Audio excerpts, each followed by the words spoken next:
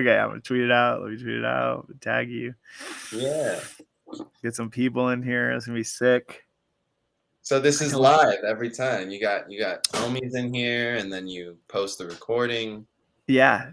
So I don't normally do it live, but I just decided like fuck it. Like I don't know why I wouldn't. And then I post it like to Apple, Spotify, YouTube later. Okay. Happy hour episode. Let's 18. ride. Yeah, let's go, dude. You got the kids in bed. Yeah, dude. Perfect, dude. Situated. They went to bed so amazing. It was great. All right, here we go. Let's go. All right, dude. All right, we're just gonna get into it, dude. I'm gonna play my theme song. We're gonna dance. We're gonna get the vibe rolling. Yeah. Let's go. Okay, hold on. Let me just load this up. Then wait, what time is it where you're at? 7:50. Aren't you? You're Pacific, right? It's past. So I was in Mountain because I was in El Salvador. Then I got home and I was in Pacific. And now I'm in Puerto Rico. So I'm on Eastern. So it's 10:45.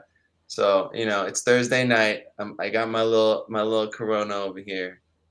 We're gonna roll into it. I can't wait to talk. We're gonna talk about that. So don't worry, dude. Let's go. Let me share my screen, dude. Hold on. Oh, this is gonna be a good one. Dude, you got some cool logos here. Dude, let's go. Alrighty. Hype happy hour. Talking about life, so you might be empowered. Hype happy hour. Tornado on the mic with a guest. Give it loud. Hype happy hour. No, it's Dan, bro. Interviews provide life tapping power. Hype happy hour. Positive and light with advice. Build your tower. Happiness is key, so you gotta bring the smiles out. Inspiration needs a bit of passion to just wild out. Positivity and optimism when we ride out. Enthusiasm and dreams, gotta feed them till your time's out. An absolute banger, dude. Hyped Happy Hour, episode 18. I am Gentle Tornado. I am your host on this magical journey. I created a company called Live Hyped. Hyped is an acronym that stands for happiness, inspiration, positivity, enthusiasm, and dreams. My logo is an H with a heartbeat in the middle. And here at Hyped, we live every single day to our best ability because we never know how many heartbeats we have. I am on a mission to make positivity louder, to make enthusiasm louder, to bridge the gap between personal life and Web3, two things that I just absolutely love, and just make the words within Hype so loud and just push it. Just keep pushing. I'm just a ball of energy. So I am here on episode 18, joined with literally one of the kindest, gentlest, beautiful souls I've ever had the pleasure of meeting. Web3 noob, aka Isaiah, aka Not a Gambler. Dude, how are you? Welcome. Dude, I'm so good. I'm so well. This is a great place to be. Honestly, it's been a long day. And this has been something on my list that I was actually looking forward to. I was not worried about not having energy for it. I knew that was not going to be a concern. And it's just been a lot of moving and grooving, but I'm really happy to be here, dude. And it's an honor. Thank you so much for having me. Let's go. Okay, we get straight into it. What are you grateful for today? I'm grateful for you, GT. I'm grateful for that fresh Beacon Black Cat tea. I'm grateful for my girlfriend. I'm grateful for my family. I'm grateful for my job that allows me to travel. I'm grateful for this incredible community that we have, that you're a huge part of, that has supported me and pushed me and added so much value in more ways than I can name right now, to get me to where I'm at. And I'm really grateful for the ability to contribute some of that value back in the best way that I know how every day.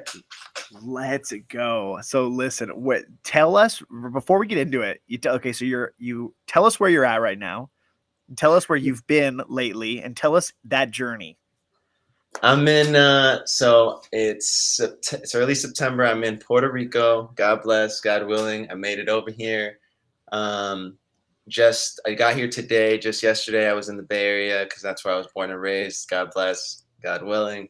And then just a couple days before, on Sunday, I had returned from a trip in El Salvador.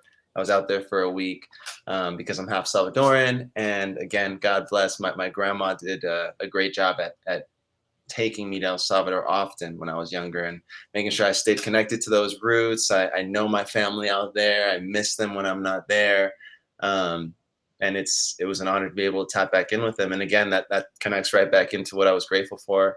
I'm able to work remotely right now, which lets me kind of move around and still get my jobs done and do cool stuff like this with you. Yeah, dude, this is sick. So are you half Puerto Rican as well? I'm not Puerto Rican at all. No. Okay. I'm half Salvadoran, half Creole, but about maybe it was 2019, so about 3 years ago now. I was in a little bit of a rough patch in life. We all go through those.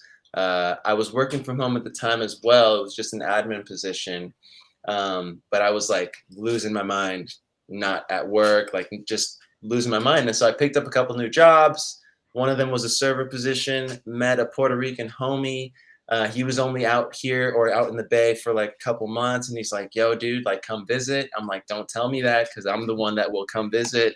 And so I went out for a weekend, and within the first few hours of being out in Puerto Rico, out here, I was like, "I'm moving out." So I was about to finish school, and I was working from home, and it just felt right. So wait, so do you live in Puerto Rico now? No, not Okay. now. Okay. Maybe once again, I lived in Puerto Rico January 2019 to July 2019. And then I came Wow. back to the Bay, then I moved around a bit again. And then I picked up an office job and then decided that, I mean, it was cool for a minute, but now I'm very grateful to be remote again. And and then my girlfriend, she loves Hawaii. So she was dragging us to Hawaii for a cool minute before she let me bring her to Puerto Rico. But now this is her second time out here. But we just visited for the first time a couple months ago, and she's just she's obsessed. So hopefully we can make a thing out of it. Maybe we do end up moving back here. I don't know. We'll see. That'd be wild, dude. That's sick. That's sick, dude. I love that. Yeah, and no passport needed. A little alpha, no passport needed because it's part of the U.S. technically. So Fire alpha, literally, dude. You know, subscribe to the channel, follow, like, subscribe. Hype Happy Hour. We're getting alpha like this every episode. No, I'm just kidding. Okay, so we get into it, dude. Remind me where you're at. I'm in Vegas. Ooh, nice. Yeah, it's all right. Yeah, it's a fun time for sure. So we get into it straight away with, I want an origin story, 2 to 3 minutes, whatever. You go for 10 minutes. Who is Isaiah? Who's Web3 noob? Who's not a gambler? Where'd you come from? How'd you get into Web3? Tell me about yourself. All right. I'm from Bay Area, born and raised. First generation Salvadoran. My mom was born over there and moved over here. My brother and I were born over in the Bay Area. Went to school, studied business administration, concentration in marketing, worked remotely for a few different business people in the Bay for a bit, just doing mostly admin stuff. Got in the real estate field, but again, on the admin side, and was just trying to kind of make do with what I had. And then about a year and a half ago, I moved around a lot. I've always been traveling. But about a year and a half ago, April 2021, or is it 2020? About a year and a half ago, my girlfriend got into Doge, and she was early into Doge. And so she started she wrote it up, and she wrote it up. She got in at 2 pennies before the first spike. And so she's like, "Babe, you got to get in, babe, you got to get in, babe, you got to get in." I'm like, like many of us are, it's yeah, I'll do my research, I'll get there, and we never get there. So finally she was just like, "All right, I gotta I'm gonna send you $100, buy some Doge." that was enough for me because I am a total degen. I just wasn't in that space yet. But once she sent me the 100, I was like, that's not enough. Boom, started putting more money in, Yeah. wrote Doge up, wrote it down, learned a thing or two.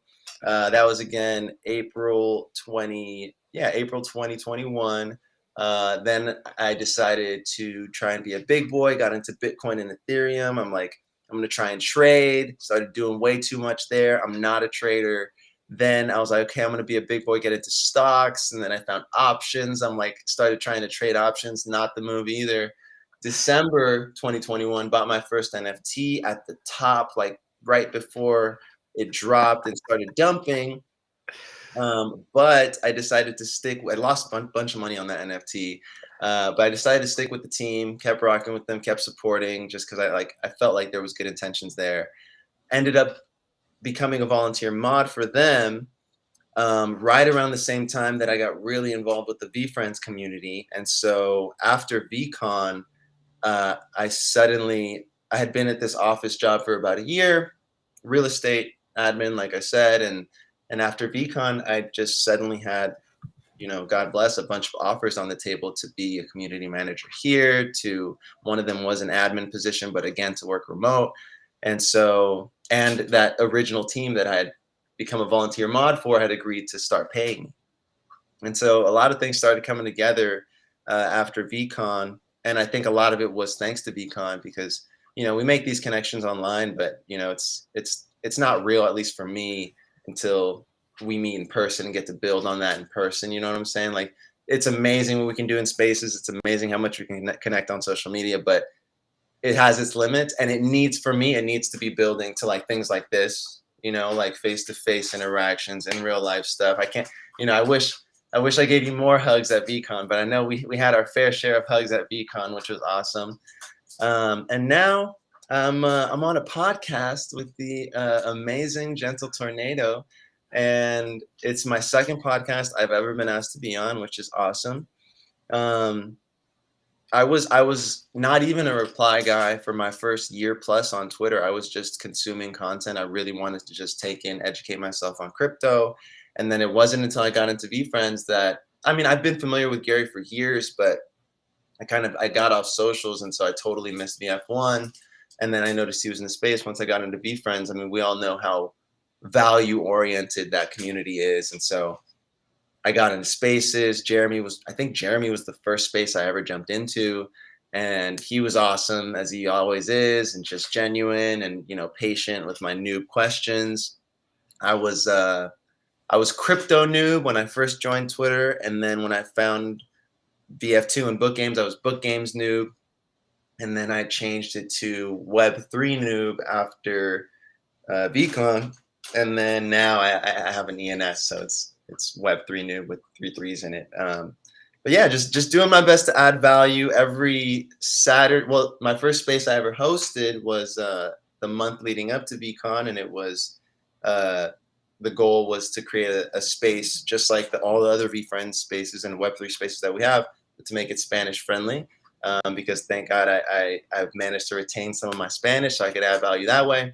And today we do every Sunday, we have V Familia spaces, 9 a.m. Pacific, 12 p.m. Eastern. Super casual. I'm not the alpha guy. I'm not the strategy guy. I'm just kind of the show up guy. And so I show up every Sunday, and then we added the Saturday space, just kind of have the same vibe. I'm a morning guy, so I don't mind waking up and chopping it up with my VFriends and Web3 friends every Saturday and Sunday. Now I'm here, just pushing forward, trying to do my best to deliver on the jobs that I've taken. I'm grateful to say it's going pretty well. The spaces, and doing my best to continue to add value. And I'm grateful to say it's going pretty well. And now I'm on, again, a space with GT, and I'm grateful to say it's going pretty well. So here we are, Let's go, dude. I love it. Listen, I loved it. I loved all the backstory. Your journey's awesome. I think to touch on one thing that you brought up was like kind of the point behind this podcast is like that real life connection. And, one of the things about this podcast is like, yes, I have had some big names on the podcast, and I've also had people that have, a couple hundred followers, because I want to have everybody. I want to have everybody that like I find necessarily interesting, or just someone that brings value. And I love that, to big names, to no names, to whatever, because I value everybody the same. And we leave the egos at the door. And so I realize, like, meeting people in person is just, it's so incredible. And I tell people, it's kind of funny, like, they're always like, dude, Gentle Tornado, like, you're crazy, man. I'm like, dude, just wait. I'm like, wait till we meet in person, dude. You don't even know. Like, when we're in person, you're gonna see it's not even, it's next level. Like, and same with you, dude. Like, I know that, like, right when we saw each other, that was the first selfie you took, dude. We were like, I was just like, boom, dude. We are just right here, dude. I was like, let's go. Instant energy connection. We just had the synergy right away. And so it was just like, I love that. I love the real life connection. I love, like, doing these podcasts, because it just really brings value and bridges the gap in the relationship to grow. No, definitely. There's nothing like it. I mean, like I said, I wouldn't be in the position I was today if it wasn't for VCon, and I wouldn't have the friendships I have today if it wasn't for VCon. I mean, you do what you can online, but for me, like I said, it has to be building up to stuff like this, because this is the payoff. I mean, this is the payoff, and like I said, the real payoff is 10, 20 years down the line, when I mean, you've got your wonderful family already, but when I've got my kids, and I'm inviting y'all to the cookout, and the baptism, or whatever, just that's the big payoff. And if we don't make it there, it's all love either way, but it's got to be moving forward. You know what I'm saying? Yes, dude. Love it, dude. Listen, real quick, dude, I just gotta say, like, first of all, yeah, I'm pumped for you to have kids. I'm gonna be somewhere there. Like, I don't need to be there, but I'm gonna be there. Like, you know what I mean? Second thing, dude, I want to go to some weddings, dude. Dude, like, I'm so down to go to weddings, dude. Like, I got a wedding in January, and me and my wife are so pumped, dude. Like, we've been to one wedding together, and it was a Mormon wedding. So, like, listen, I love Mormons, but, like, we couldn't party. So I was like, I'm looking forward to that January wedding. And so is my wife. She's ready to go, just have a good time. I'm like, dude, I love weddings. It's such a happy place, like, just a happy time. And then, like, kids too, having kids, Oh, and being man. able to support people doing that. And, I actually had a guy reach out to me on DMs and say, like, he was a new dad. And he just said, like, I inspired him with my positivity and stuff. And it was like, that one DM was like the most meaningful thing for me that I've ever received. And it was like, to keep pushing, to keep doing these things, to keep, you doing your Saturday and Sunday spaces. Like, you're being there for someone, or you're helping someone, is like just so rewarding. No, it is, and I'm kind of getting to that. I mean, we all have different timelines in our lives, but me and my lady have been together for 3 years now. It's going to be 3 years in October, and we've thankfully done a lot of traveling, a good amount of traveling, and we don't plan on stopping anytime soon. But we see it on the horizon. We're happy together.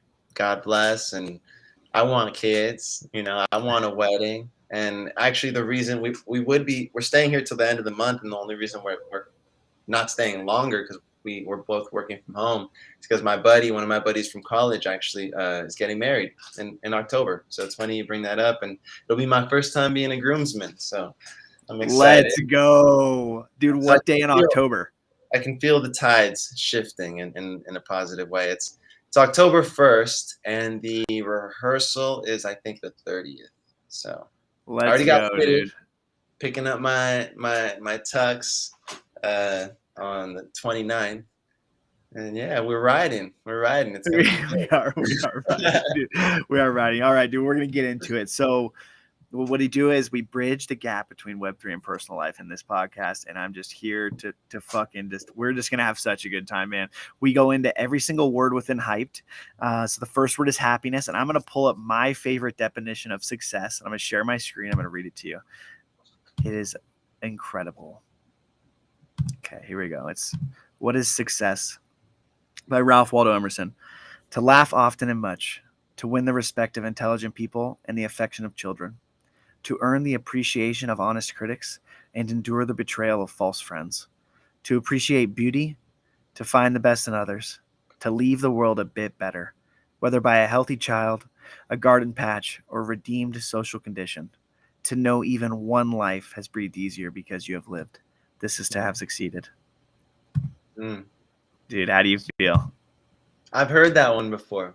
I've heard that one Yeah. before, and it's been a while, and I might have maybe heard it once or twice, or maybe I just heard a bit, or maybe I just resonated with it so much that I feel like it was in me, and maybe I've never heard it, but that's so important, bro, and it's part of why, you know, I know you mentioned once to me before that I helped, and I was maybe part of the inspiration of you asking that question of what are you grateful for, and you've been way better at keeping it up than me. Like I've kind of shied away from it a little bit, and you've just kind of stuck right with it, and now you're inspiring me to kind of bring it back. But it's the little things. I mean, to smile often, to laugh often. I mean, one of the things I say with anything, I mean, especially the things that are most important to me, like my relationship or my family or, you know, how I spend my time, is it needs to be fun.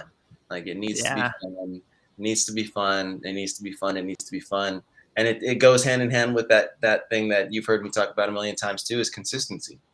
If it's not fun, we're not going to be consistent, and it's also not worth it. And it's like obviously within reason, right? We're not, you know, we want to maintain the fun so it lasts a long time, right? We don't want to Yeah. cut it short, but that's everything. I mean, and to make a difference in one person's life, it's like that's something that I pull often from. It's like I know we're in a bear market right now. I know the NFT market is small in general. I know Web3 is small, and I know, you know, my niche that I'm targeting with this V Familia is a niche within a niche within a niche within a niche within a niche. But it's where I feel I can add real value, and I know, thank God, that I'm contributing value to one or two people, because I record it, and especially lately, oftentimes I'm the only guy in there, and I rant for a few minutes, do a little quick rundown on the latest Be Friends blog, and boom, and it's out, and then zero listeners, and then a few days later I check back in and there's 3, 4, 5, 6, 7 listeners. Like, okay, that's what's up. That's cool, man. Like that's everything to me. That's everything to me. Yeah. So I love that. I love that quote. I love it, dude. Real quick before we get into happiness, how did you tell me about your Gary Vee journey?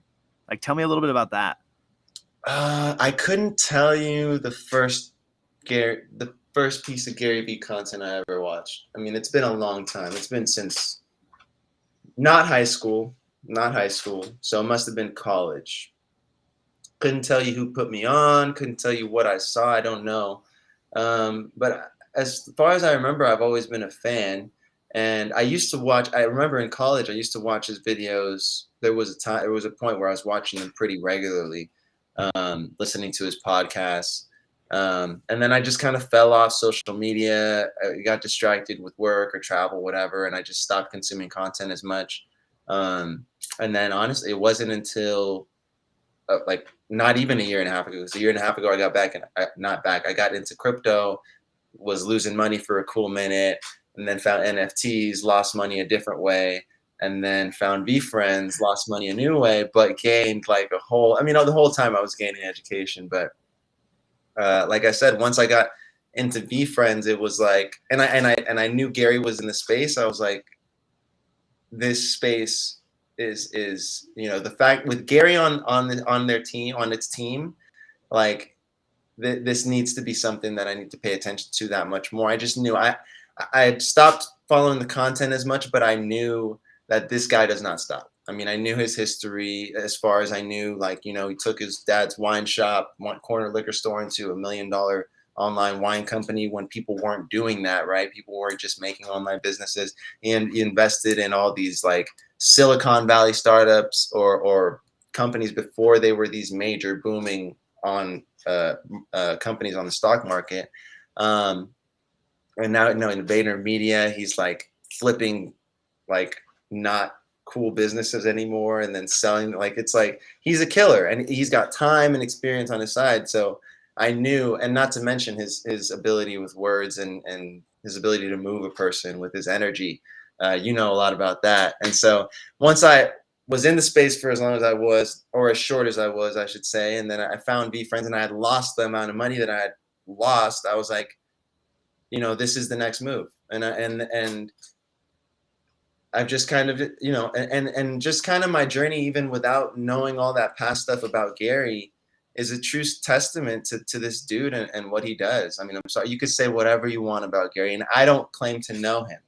But what I do know is that his content and his stuff, his content and his message had an influence on me and an impact on me back then.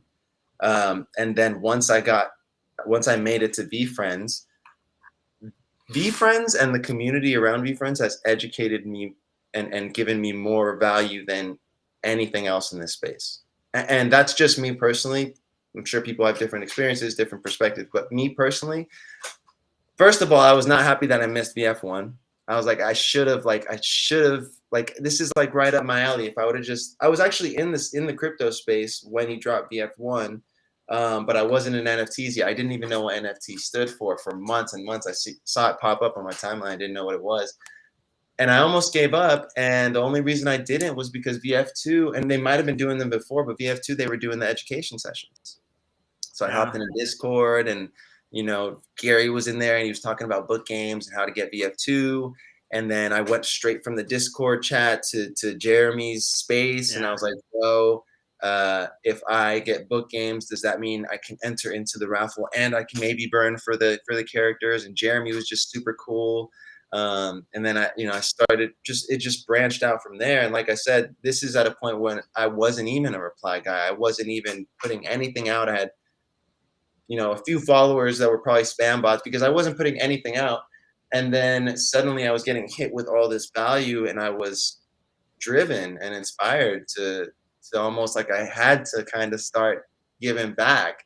And that for me is the coolest part about what Gary's doing, and you could say whatever you want, but the fact of the matter is, and even though I don't know him personally, he's inspired enough people, a significant amount of people, to really believe in that 51-49, right? To give more than you receive, to jab, jab, jab, right hook, right? And some of us even we need to be better with the right hook, because some of us just keep jabbing and jabbing and jabbing and jabbing. But yeah, I mean, it's always been Gary's been around in the content that I consume for a long time, and a lot of the perspective, especially in college, college, you build a lot of that perspective that you carry with you for the rest of your life.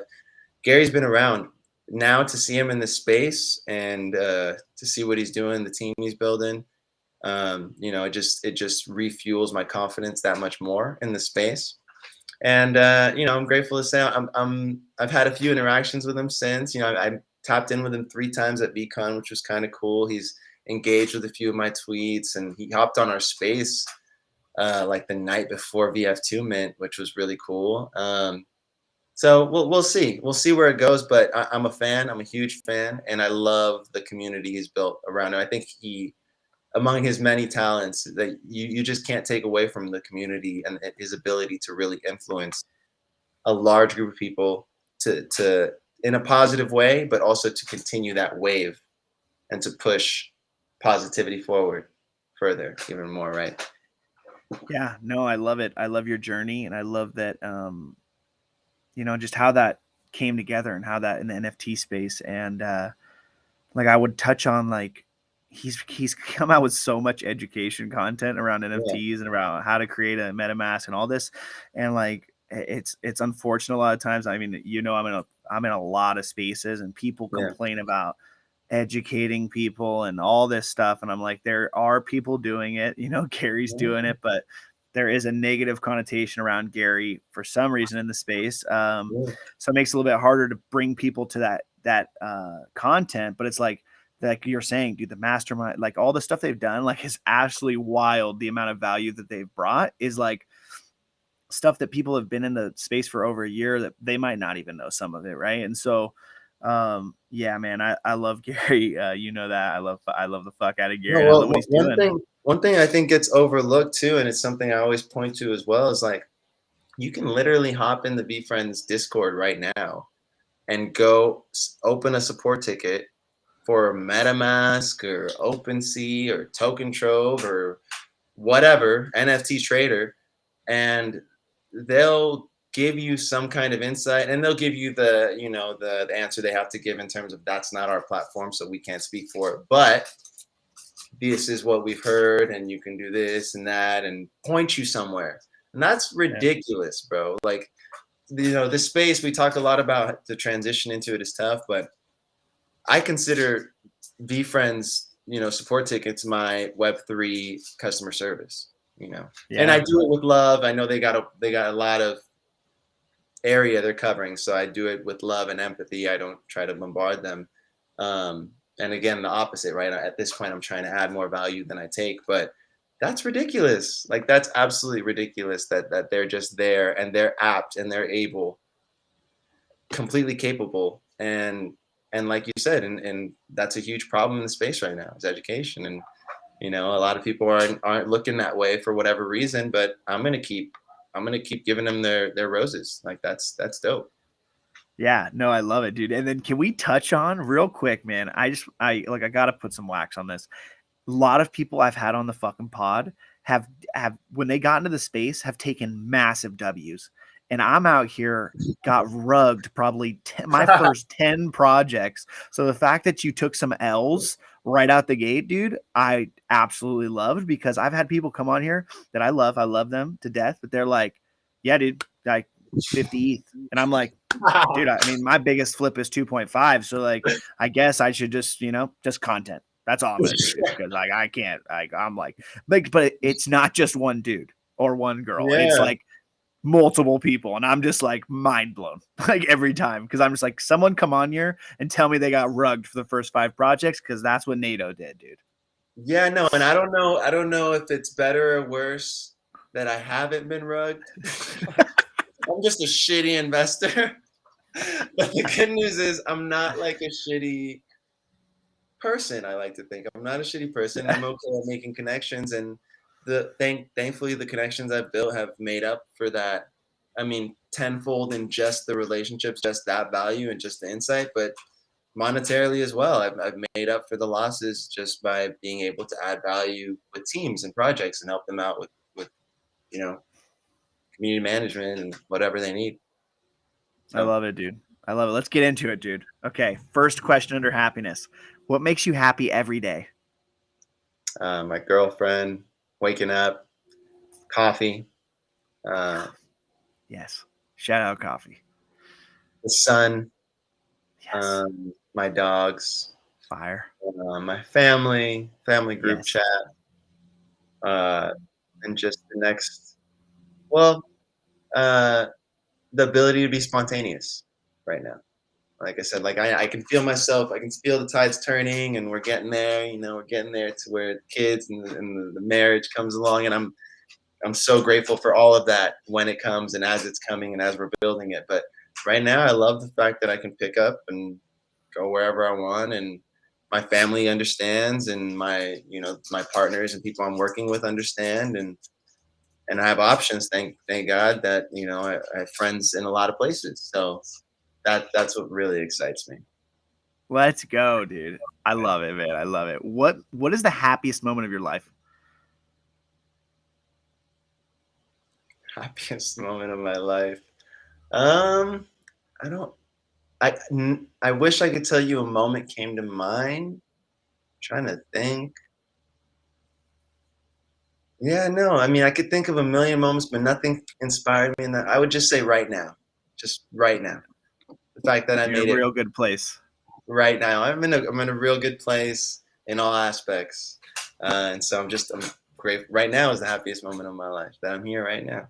Yeah, dude, I love it. I think, like, I don't know if anybody tells you this, but your energy is glowing, and I can only say that because people have told me that, and that's not like it's just like, your energy is so good right now, and you can tell when someone's in a spot like that in their life. Like, it really is inspiring. It's showing. It's like, you really like glowing, and your smile, like you really are, living your true happiness right now, and you don't even have to do anything. You can just see it. Oh man, that means the world, bro. And I always say this. It's such a huge part of that. It's just a reflection of y'all. I mean, I swear, like, you specifically, Gentle. I mean, like, we all get so much energy and love and light from you on the daily, but you can't do it alone either. And I'm sure you feel me when I say that we get a lot of it from I'm doing my best to reflect, to be a mirror and reflect back all this love and light that's coming my way. And it's not all love and light, you know what I'm saying? Yeah. It's not all love and light. That's just the way the world works. But that's what I choose to focus on, because Yeah. I understand that I can't control that other part. I can't control either part, but I can control myself. And to hear you say that, it means the world. And right back at you, brother. Let's go, dude. Love it. Though, listen, tell me about some projects that you're involved in that make you very happy or that you just enjoy besides VeeFriends. Let's put VeeFriends aside. Give me maybe 3 communities, NFTs that you own that you really, really enjoy. So I don't own many NFTs besides VeeFriends. I have VeeFriend. Well, I don't have a VF1. I have a few VF2s. I have a bunch of book games. Book games are fun for me. Besides that, Wait, time out, dude. How many book games do you have? I'm almost at my goal of 100. I'm sitting on 74 right now.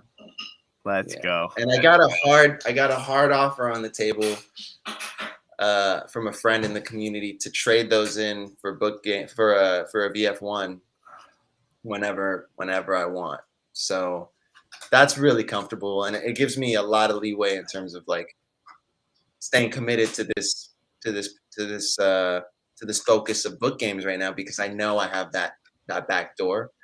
So I love book games right now. Besides that, I've got like a bunch of like random NFTs in my wallet. I got some VDAOs. Wait, hold on. Wait, we're getting like ton of static. Talk really quick. Testing. Okay, that's good. That's good. It was like went wild for a second there. Oh, well, I'll tell you. Okay, so I got 2. Jeremy Knows token. And that might be kind of a cop out, but Jeremy is his own dude. So I'm gonna throw that out there. Jeremy knows, and I just love how he's doing it. So I love. To me, the greatest access of NFTs right now, and greatest in all things considered, and one of those biggest factors of things considered is like the ability for like normies or people not in the space to wrap their head around it, is access and time. Anybody can understand that. You don't need to understand NFTs to understand that time with your favorite X is not X, but your favorite artist or your favorite creator or whatever is dope. Or like special merch or special access to events is dope if you're already into that stuff. So to me, like Jeremy's model of, hey, here's my token. We're gonna do what is it when it's like a unlimited mint, open mint out. What is that called? Open mint. It's an open mint.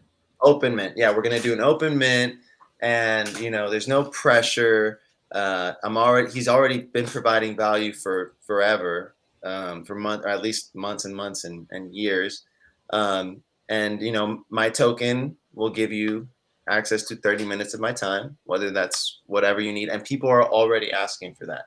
So I think a huge problem in the space right now is NFTs are trying to create solutions to problems that don't exist.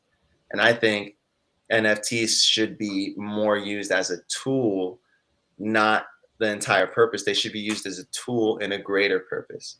And so that's what I'm a fan of. I think that's what VeeFriends is doing. I think that's what Jeremy's doing. And the third project I'll mention is, and I'm a little biased because it's one of the projects I'm part of the team, is Miami Mills Club. And they haven't actually dropped their NFT yet. We're dropping this weekend.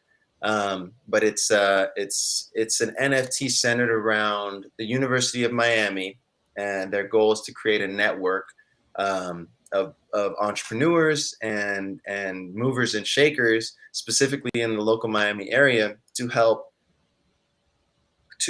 uplift and highlight and put on these young college athletes to be more. Well, they already are more, but to highlight again and to really push forward their goals beyond football, beyond being an athlete, because unfortunately they're not all going to go pro, and many of them that do go pro, we understand that the timeline in the NFL usually isn't too long, and even if it is, we wish them the longest career in the world.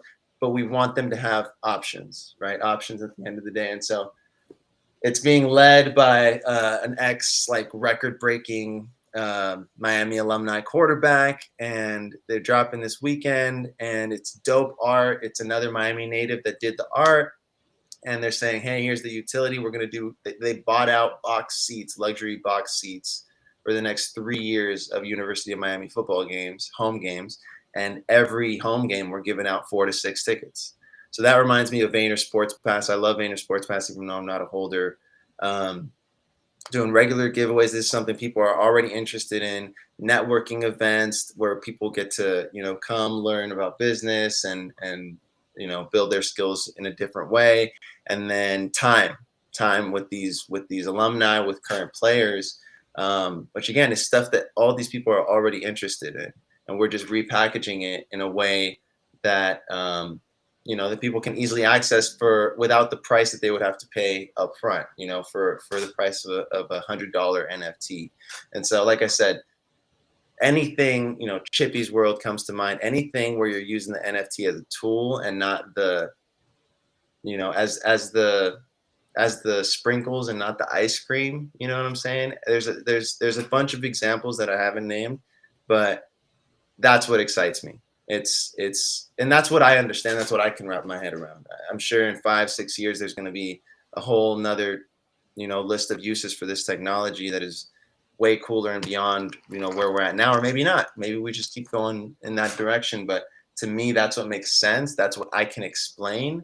That's what I can invest in and sleep comfortably. So that's what I love. And those are the projects that really excite me. It's the projects that look at what's already being sought after and say, hey, we're gonna create a win-win so that you can still get that stuff, but we're gonna also use the funds for players. We're gonna be giving back to the community, and we're gonna put ourselves on in the process. Like win-wins, anything that creates a win-win is a good thing.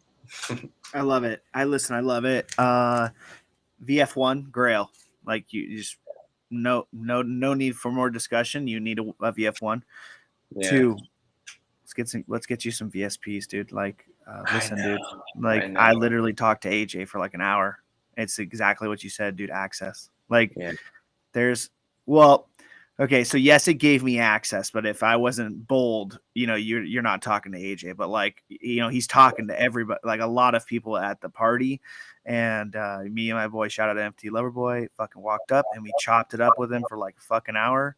And it was just incredible, right? Like just being there with someone like that to that level is like things you can't normally get. And so I love that. So yes. So takeaways for you, dude. VF1, VSP. I can't wait till you get to 100 book games. It's fucking amazing. Like, fuck, awesome, dude. Literally so awesome. And I know I like what you're saying, dude. Like, I'm going to create a project. I don't know whenever I'm ready.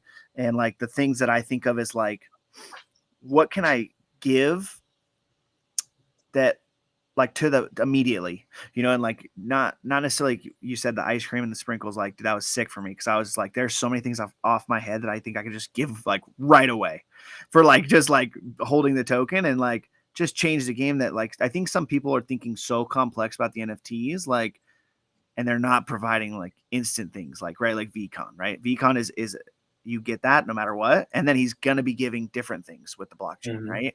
And so like you give those things that like our access to certain people or certain experiences, like those are very, very sought after things. And like, it's like one example is like, dude, like I would probably buy one of those NFTs. I've never been to Miami, but I'm like one of the biggest college football fans in the world to have the chance to maybe go to a Miami football game. Like that's, something I would like. And, that's just one example. Or like UFC. I'm a big UFC fan. Like if they came out with an NFT that was like, I have a chance to win UFC tickets, right? Like Vayner Sports did it. They're doing it. But like, that's why I'm like, fuck with VSP. Like they're doing things like that are like almost like not sought out. Like they're like looked down on, I think, in the NFT space for some reason, but like they're so valuable in real world situations with like normal people that don't know about NFTs. Yeah. If you're like, hey, if you buy this NFT, right? Like say you buy Vayner Sports for $200 and you have a 1 in 500 chance to win UFC tickets. Like, but UFC fans are going to do that for sure. They're going to do that because that's how they operate. And so it's like that onboarding is like one thing for me with like VFriends and VSP is like, I don't even look at the price because I don't even care. Because when people start coming into the space, those things, those assets are just going to absolutely rocket shot. You know what I mean? And so No, like those are the types of completely. things that I look at. Yeah, completely. And I think it's almost like when you have a value that is so clearly spelled out, like VSP and VFriends, it's easy to say, I don't like this about that. I don't like this about that. I don't like this about that. I don't like this about. Whereas, you know, I love a million things that you guys doing, or name a million other projects, but when you have something that's more speculative like metaverse land, it's like, well, we can sit here and talk all day about what it could be, and that's fun. Like that's fun too, and that is utility in itself. But that doesn't mean the floor price is going to go up. That doesn't mean they're ever going to pay off. But it's fun. We can sit here and speculate all day, and in some respects, you know, it's more fun than saying, oh, you know, here's this NFT, you'll get this, period. And it's like, again, it's easier to look at something where you have more of the answers, even though we know VSP contributes more value on top of that stuff. We know VFriends contributes more value on top of that stuff, but it's easy, I think, to look at that and be like, I don't like that, I don't like that. Whereas over here, it's like, oh, this is shiny and new and question mark. It's like, you know, let's speculate, and you can do that all day. So I think it just comes with the you know, the earliness of the space and the fact that we have this incredible technology and we're all just trying to figure out how to use it. And I think projects that are kind of, again, taking advantage of stuff that people are already fans of, I love that. I think it's dope, and I think we can push from there. But I can see where it just feels like impatience. It's like, oh, why are we still doing that? That feels like Web 2. We should be on planet Mars already. And it's like, I'm not in a rush. Like I honestly, I can't tell you the value in metaverse land right now, but I can tell you the value in VSP. I can tell you the value in VFriends, you know, and you can't argue with me. You can tell me you don't see the value in what they're giving, but you can't argue with me about what they're giving and how many people they've already given it to. Like, so, you know, I feel it, but that's how I feel. And again, don't listen to me. I lose a lot of money, but that's where I'm at. I love it. I think you're right, man. I think, yeah, I agree with you 100%. And I think there's a huge disconnect between like, well, there's definitely patience, massive lack of patience in our world, but not in this space for sure. And it's like, you know, like Gary says all the time, we're in year one. It's like, I tell people all the time, like, I love Yuga, right? Like I want Bored Apes to win, like, but the only thing that they've done besides, let's put Ape Fest aside, because that was a concert and experience, is like printed free money. So like if they can't either print free money or execute on this metaverse, which I think they're going to execute on, like that shit could capitulate. Yeah. So it's like, that's scary. And I just tell people that I'm friends with, I'm like, just be aware of this, that this could happen. And it's a very volatile asset where it's like, you look at VFriends or let's say like Moonbirds, right? Like, okay, let's just take VFriends out of it. Moonbirds, right? Kevin Rose has run millions of dollars worth of businesses and like sold them and started them, sold them. Like, you know, like that's such a safe bet because it's like, look what Kevin's done. And so those are the types of things that I think like subjectively some people don't look at. And it's like, just be careful, you know, at least be aware and don't have this hopium when you have real people like Gary, Kevin Rose that have done things. Sorry, excuse me. Yeah. Because you're allergic to the bullshit, GT. You're allergic. Dude. So it's like, dude, my one thing is I stopped trying to convince people Yeah. Gary says this all the time. I stopped trying to convince people, and I just told people, like, there's a lot of reasons I'm betting on Gary. The number one reason is because his company is worth $1 billion. So I know he can fucking execute, and I don't even have to think about it. He's not going to scam me. And so it's like, boom, there it is. Like, and I tell people, like, I really want you to buy a VFriend. I really want you to buy a VFriend too, just because I want you to win. That's it. That's what I've been telling people. And so, it's worked. I've gotten some people to get into it, but like, yeah, I stopped like shilling Gary and more just telling them, like, these are the stats, and these are the things that I'm looking at as a long-term investor, right? Because I'm a degen. I flip shit all the time, but like long-term things, I want to be able to put in my wallet, put in my ledger, not even look at. I don't want to think about it. I don't want to necessarily have to be in the Discord. I want to be like, boom, it's there. And in 5 years, it's going to be worth who fucking knows how much money, a ton of money probably, and whatever, you know what I mean? So it's like, that's the kind of conversations I like to have, is like the hard conversations I think people don't want to have, where it's like, this is real money, that we're playing with, and this is real shit. And a lot of these people that have founded these projects maybe have not done anything in their life or like this big, right? And so it's like, just be aware of those things. And yeah. So anyways. No, yeah, like you said, and just be aware. And like one of the last things I'll say on that is just like, I think it's also easier, again, when it comes to, how young specifically the NFT space is. It's easy to look at a team like Yuga and be like, they're the top dog, because they are. But you got to zoom out. I mean, if you ask me, you got to zoom out and just see, well, okay, it's a small pond though right now, right? And if we're successful, and when I say we, I say as a space, if we're successful, we want this pond to get bigger, right? And it's going to get bigger and bigger and bigger and bigger and bigger. So when you look at that, it's like, for me, it's easier to look at the Kevin Roses. It's easier to look at the Gary V's and say, they've been successful decades long, not a year, not a year and a half, not 2 years. And the space is new, but they're not new to this world. Yeah. And so that's, like you said, I'm more comfortable betting there, but I do sympathize and empathize with people that look at Yuga, and it's like, why wouldn't you bet on Yuga? Like, look at what they're doing. Like, it's ridiculous. So, I wish I had a Bored Ape, and if I had the ETH right now to buy a Bored Ape, I wouldn't buy a Bored Ape though. I wouldn't either, dude. I would deploy if I had 100 ETH. I didn't even think about that at all. It's not even my thoughts. There's so many other things I would get into. Never hear from me again. Yeah. My NATO might be gone for a little bit.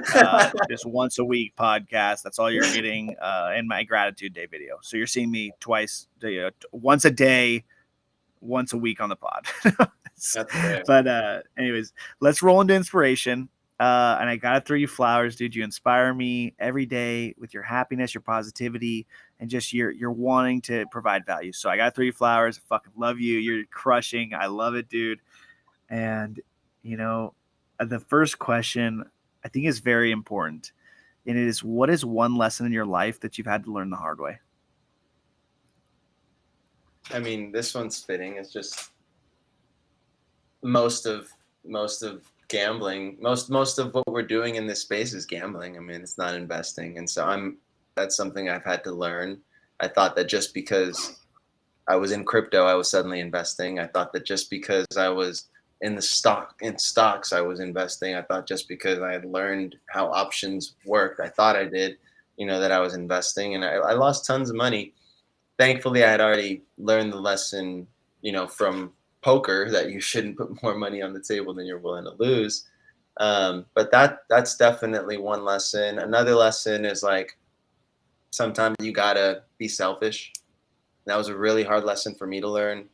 I come from a very close family, and that's metaphorically and physically. We've always been very cozy in our homes, and so it's always been tough for me to get up and go and explore. And I won't say always, because it's not anymore, but it was always. And the day I decided to, be selfish and get up out of the state and move to Puerto Rico without much planning or much consideration, That there was consideration, but there wasn't as much as I would usually take, in the sense of where it would just keep me from going. It really opened up my world a lot, and I think it ended up bringing back more value to my family. And it taught me that lesson to allow me to get into a new space like crypto, and to allow me to be comfortable with losing money in a reasonable sense, and all for the sake of knowledge, and pushing forward, and putting your money where your conviction lies, and understanding why your conviction is there, and being ready to accept that you were wrong when you're wrong. But all of that comes with, like I said, just a little bit of selfishness goes a long way, um, especially if you use it as a tool to be unselfish, I think. Yes, 100%, dude. And it's like I tell people all the time, you cannot help someone if you're not good. Mm, So take care of yourself before you just go out trying to help a bunch of people. Because if you're not good, right? Like the thing is this, like there's no doubt that I'm out here, my gratitude videos, my podcast with, like I am on a fucking mission to really do this thing. And it's like, but there's times I have hard days, right? Like I'm human, and it's like, but I have people in my life that I can talk to about that in an unbiased way, to either come back to reality of gratitude or whatever I need to do, to like not just like like you said, like you're a mirror and you put it back out there, like I can't do this on my own, but like I can have you, and we can fucking collab, and we can do things and like grow that. And so it's like, yeah, like you have to be aware of your own feelings. And like even like Gary, right? Gary gives, he's a fucking giver, but like sometimes he's got to go off the grid for like a month, and that's fucking fine, dude. If you need that to recoup, and you tell people like that, like I feel like transparency, there's a lack of transparency in the world. And it's like, dude, the life, I just tell people, like the life you have when you're transparent, not only with yourself, but with the people in your life. Oh fuck, man, it's like an unlock. Like it really is. Like when you're truly yourself and you're transparent with yourself, you're transparent with the people you love, like just growth, just absolute crazy growth. absolutely, absolutely. And like I said, I think it brings you closer to your authentic self. And I think when you're more your authentic self, you deliver more value. You're 100%. you're more where you need to be, and you're less where you don't need to be. And someone else isn't there where you're supposed to be, and you're not there where someone else is supposed to be. And those are four very different things that all contribute to adding more value. 100%. I literally cannot wait to clip that. That was fire. You not only just spit heat, you added this in, and I was like, clip. I'm thinking this in my head. Content. I loved it. So the next question, yeah. So the next question is, what inspires you about Web3 to want to do it every single day? Ownership. Well, besides community, Because you're working in the Web3 space, so yeah, when I finally wrap my head around the technology, at least in terms of ownership, that's where I really found true value, and that's what allows me to be comfortable putting my money where it is, and losing it if necessary. Now, again, I'll say two things. Community really keeps me coming back, because it's got to be fun.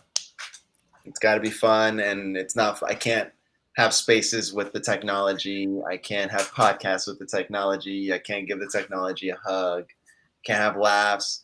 But it goes a long way, and I think it adds a ton of value. And what I mean by that is just in the sense of, before Bitcoin, you needed to have some serious capital to own property, and whether that was you were owning gold or other assets, or homes, or and not cars, but homes, you needed serious assets, or stocks, and that's changing now with like fractionalized stocks. and the fact that everyone has access to phones, everything's changing. But to me, the fact that I could have $1 in El Salvador or wherever, and I can buy Bitcoin, and all over the world there are these fancy computers that are verifying and saying I own $1 worth of Bitcoin. No matter what, you can say whatever you want, but the ledger is there and I own it, period. And there's no government, there's no company, there's no any middleman that can come and say I don't own it. That's huge for me. But no, that's not what keeps me. I mean, that's what keeps my faith in the space. But again, if it wasn't for the community, I'm not sure that I would have that much interest. I'm not sure that I would still be here. Maybe, maybe not. I would be having a lot less fun though, for sure. So the community inspires you. That's what you would say, I think. That was the question, was what inspires you every day, and I think it's the community. Oh yeah. Well, no, that's why I think of the technology too, because the technology totally inspires me. Yeah, the technology totally inspires. I heard what keeps me coming back every day. What inspires? Yeah, both. I mean, I would have to say both. I mean, that'd be like a good. I love that The bridge question. between both. The bridge between both, Yeah. I think, for you. Yeah. Yeah, and it's like, it goes hand in hand because like I appreciate that others can appreciate this technology and this space that we have here, even though a lot of us are gambling, but that's what inspired me. Is that new technology. The fact that, like I said, someone with $1 can own property is dope to me. And I think like just really thoughtful conversations with so many different people. And I just fucking love that shit. I love it. Yeah, no, I've never experienced anything like it. I didn't know social media could be like this, really. I mean, Twitter Spaces is ridiculous. I mean, it's changed. Dude, it's changed my life. crazy. It's totally I was changed. I was in a space on Tuesday or something, and one of the guys came in and we were talking about Doodles and how Doodles hasn't tweeted in like over a month. And one of the guys came up on stage and he said, I don't know why, like he was talking about Twitter Spaces and he said like so many, like all these companies, right? Yuga, Doodles, whoever the big blue chips are, could literally have a team of people, if not one person, going around to Twitter Spaces and just market research. It's free market research, and it's most of the time all day. And I was like, dude, that's fucking right. Like it's absolutely insane. Like, it's like Gary's popping into fucking VFriend Spaces on a burner. Like who knows, right? He could be totally. And it's like, yeah, like that's hand to hand knowledge, like that you can get at any time. And that's like, it's so valuable, so fucking valuable. Nothing like it. And Yeah. anyone anyone I talk to, whether it's someone, a family member or friend who's just like, hey, what are you up to? And I'm like, hey, I'm doing this. And they're like, oh, they either pretend to have interest or they do actually have interest. I'm like, you got to be on Twitter. You got to go on Twitter Spaces. And that's on the individual level. But even now that I'm interacting with more projects and teams, that's my first piece of advice. I mean, that's my first piece of. I'm like, you have to be on Twitter, but on a separate page, you have to be on Twitter Spaces. Like you have to be on Twitter Spaces. If you're not, like, it's hard for me to take you seriously, and I'm nobody, but I have friends. I know I have friends who think like that as well. And so, from my perspective, you're gonna ask me, you got to be on Twitter, but you got to be on Twitter Spaces. Like that. 100%, dude. 100%. I think, like, to be honest, minimum a project like so like this is maybe not for like VFriends or I do think that they should host a space once a week at least. Like that's my views on every single project. Yeah. I think for VFriends it's a little bit different because they have so many people hosting different spaces. But still, like I wouldn't put them aside. Like I want Yuga. Like I think it's crazy that Yuga doesn't do spaces. I think it's crazy that these big projects don't do spaces. Like it's free advertising. It's free value you can bring the community. Like you can't tell me there's any Bored Ape that doesn't want to have the chance to talk to Gordon or I don't know the other guy's name, but like that's value. That's so much fucking value. You know what I mean? I've talked to AJ a few times at Spaces before I met him. So much value for me. Value for a lot of people, right? Especially people that are big into the ecosystem. And so like that's one thing I push for a lot. If I'm in a space, I talk about that a lot. I think like even if you just hire someone, like you could easily find someone that's good at speaking and is knowledgeable and put them through the ringer, maybe like outside of a space, and like test them to get them ready. Cause some spaces are pretty intense, dude. Like there's people for sure that can run spaces for a community. And I think like it's just a missed opportunity that a lot of projects are missing out on. Completely. I couldn't agree more. It's like, it's why the benefits are exponential. They're absolutely exponential, and especially in a space with unfortunately so many scams, and fake, or bad actors is what I meant to say. It's harder to act and be fake in a space. You can do it, and many people do, but it just adds that extra layer of, hey, here we are. We're accessible. How can we help you? Yeah. Go Yuga for not needing that. But I think any team, especially that is coming in, it's going to be hard for me to take you seriously if you're not. I mean, look at Goblins. Like I love Goblins. Like I don't know if they're still running hard or what's going on, but I was always the one in spaces. If I wasn't saying this out loud, I was the one thinking it. Like nobody could tell me Goblins didn't have utility. No one can tell me Goblins didn't have utility. They were fun. Fun is utility. Like fun, you can put it in phrases in a million different ways. Goblins were doing their thing. It wasn't for me. I wasn't in the spaces myself. I tried a couple times. It wasn't for me, but I can still accept that and say it wasn't for me and still be like, yo, that's dope. And they're keeping us and it's like a performance art, you know what I mean? Like that's a value that people I obviously like, right? So like I don't know, did you go to Shill and Villain spaces at all? Once or twice. I know you guys. You just hop in. I just hop in. No, I just hop in, and I like to be in it because they have really real conversations. But like, to be honest, dude, it's like the Wild Wild West. It's like it's WWE type fucking, personalities, but like with so much respect. Like you can't speak unless you're called on, right? Like your hands up. You can't talk out of turn. If you talk out of turn, they remove you off stage. Like just absolutely love it. I love it because like no fucking egos. We're all here. We're all contributing. He calls it information gathering, which I just fucking love. And it's like, it's entertaining, it's information gathering, and it's no ego. And it's like the things that I love. I'm just like, and I'm a personality too, right? So like, I love it. I love to get up there and just absolutely go wild.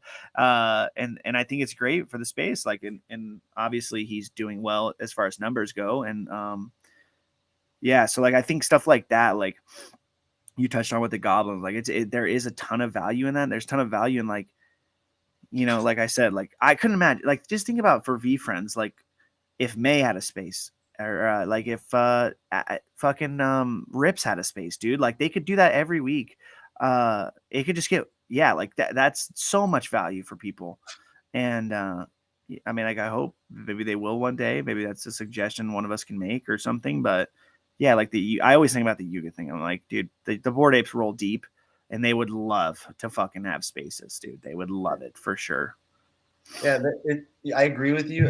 I would definitely fit into a May space, into a Rip space. I think for one thing that is really dope they do that isn't that yet, but is kind of similar is it's not uncommon to see them jump into people's spaces, which is dope. Yeah. I love that. Like I love that Rip. I know you see Rips' little gratitude gorilla in there. You see Corso's everywhere. Corso's everywhere. Yeah. I love that. And so I'm with you, but I think that goes a long way for me. And I think a lot of people to show that, they're listening and they're there and they're present. It's not on their radar. Right. Yeah. I actually had the opportunity to play Uno in NYC with Corso and Rips for like probably 2 hours. And it was cool because I'd never interacted with Corso ever, not in Discord, not in real life. And I interacted with Rips quite a bit. So I fucked with Rips hard. And so it's cool to like get that, just that one-on-one time, right, with them, or 1-on-2 time or whatever. And it's like, I'm not there to necessarily just talk about VFriends, right? I was asking them life questions. Like I wanted to know who they were, and just two fucking unbelievable young men, dude. Like just blowing my mind. You know the shit that they were talking about, saying, and who they are. And so it's like that was just awesome. I just wanted to shout them out. Yeah, like I just had to shout them out, and so that was really cool. What do you have someone in your life that is maybe been an inspirational figure, or a few people, or you know, someone you look up to? Do you have a figure? I mean, my parents. I look up to my parents. I look up to my grandmother. My grandma's, don't tell her I said this, but she's pushing 80 and she's Yeah. running around like a chicken with her head cut off. She's got a million hustles, doesn't stop, always there to watch the grandkids or take another trip to El Salvador or stop by for some coffee. Like, you know, my grandma is a huge inspiration for me, and she still holds it down to this day for a large part of the family. Yeah, I mean, family. I'm super family oriented, so I look be outside of my family. It's hard for me to. I can admire people. I mean, I respect everyone in some way, shape, or form. But my family, thank God, is where I look for that real inspiration.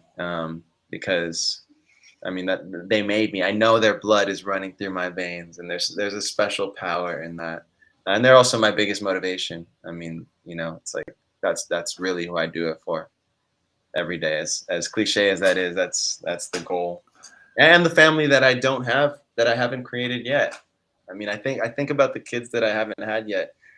You know, God willing, I make it there, and I have those kids. But I think about them often, and I want it to be felt when they do make it in this world, that they've been being considered for a long time.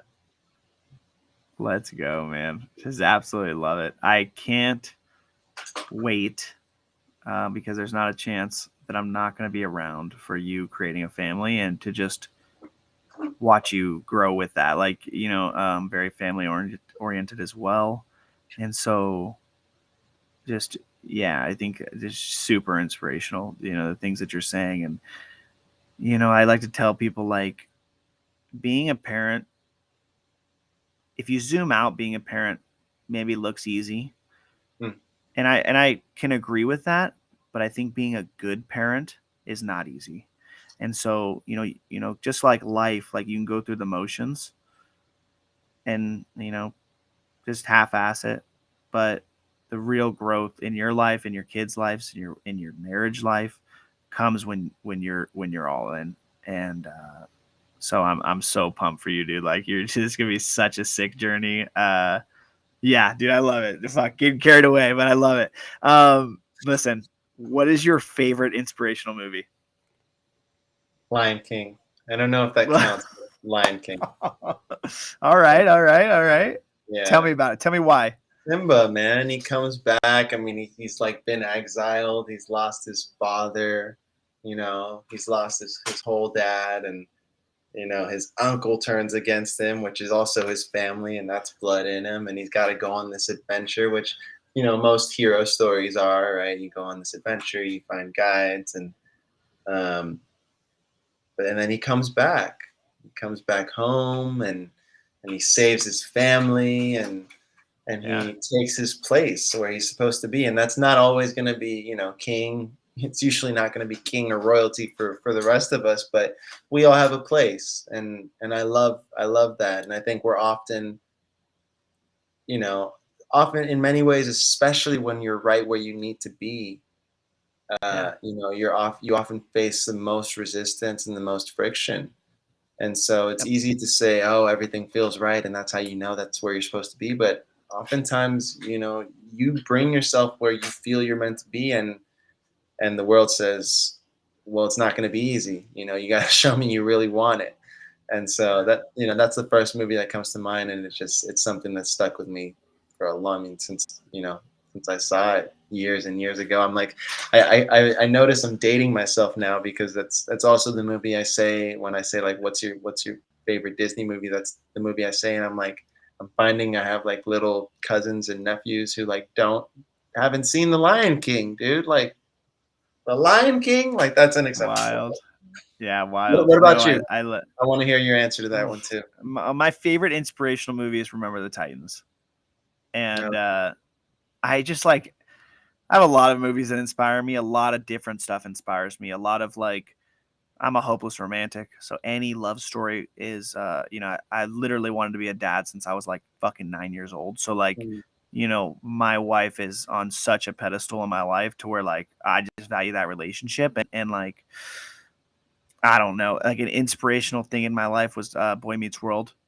And like I in my vows I read to my wife like she is my real life Topanga, and so it's like those are the types of things that I've been inspired throughout my life, and so like yeah, like there's so many movies. Right, I'm a sports fan. I'm not anymore like as big, but like I was a sports fanatic. I played so many sports growing up, so a lot of different sports movies. I love underdog stories, like just huge, man. Like I was always like a nice guys finish last, but like I don't believe that. I think nice guys finish first. And now in my life, growing up didn't think that, but stuck to it and won. I feel like I've won in life, you Yeah. know what I mean? And so yeah, but Remember the Titans is number one for me. So it's not even it just gets me fucking fired up. Like I'll run through a brick wall if I watch that movie. So yeah, That's a man, I think classic. like what you said was super cool.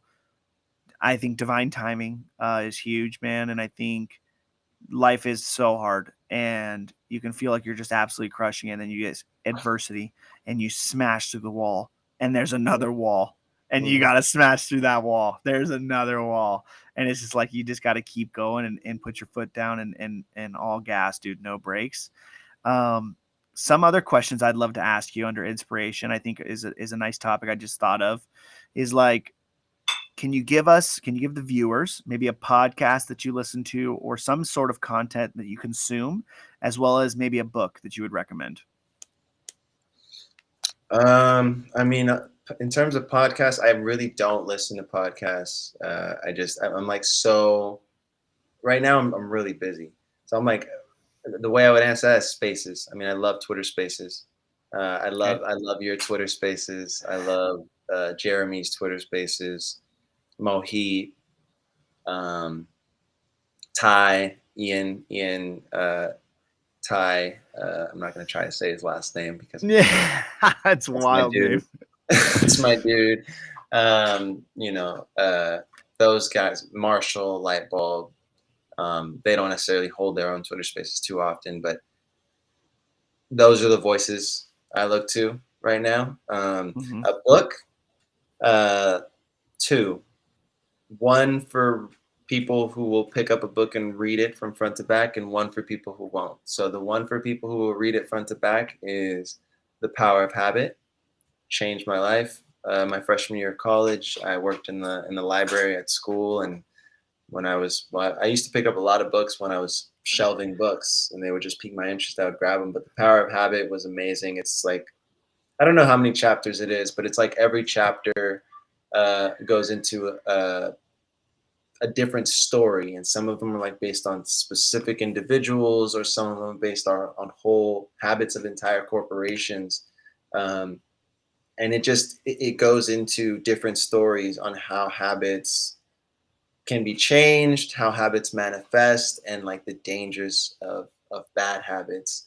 um, I'll give one example. One of the chapters talks about an elderly man who's dealing with dementia, and he would go out every single day, and his wife couldn't figure out how to keep him in the house, and he would go out every day, and then he would come back, and she wouldn't know where he was going.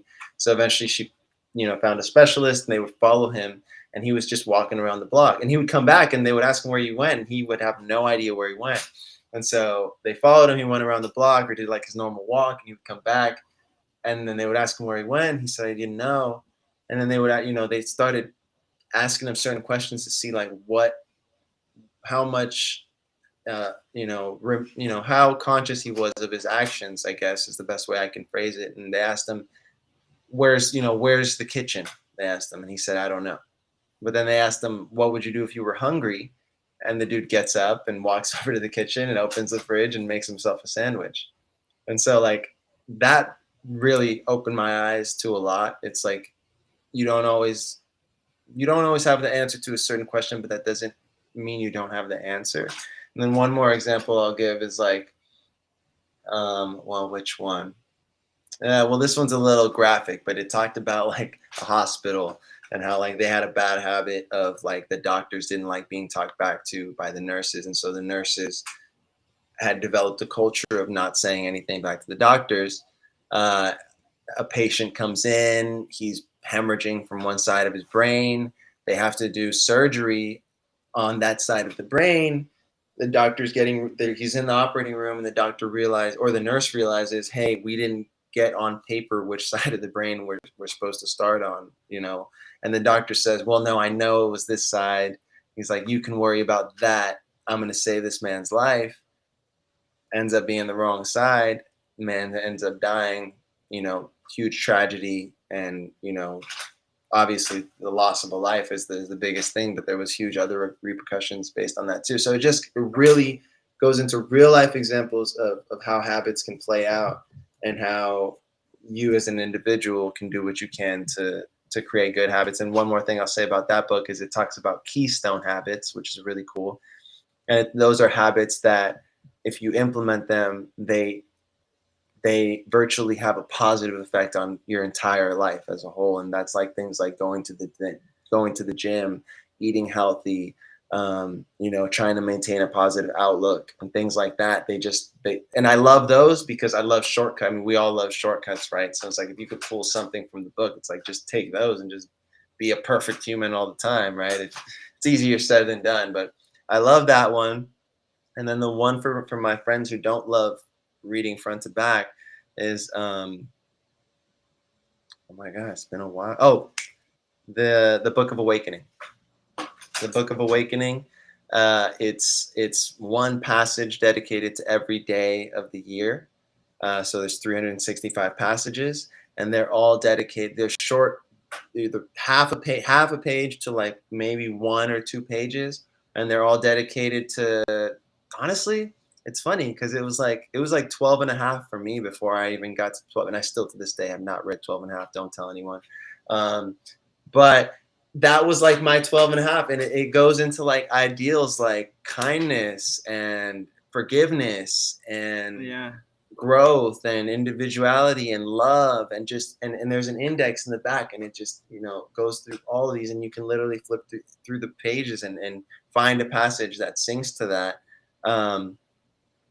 And it's just the way it's written is really beautiful. The author is the author is a cancer survivor, so he's got this super unique perspective on life and an extra gratitude that I can only imagine.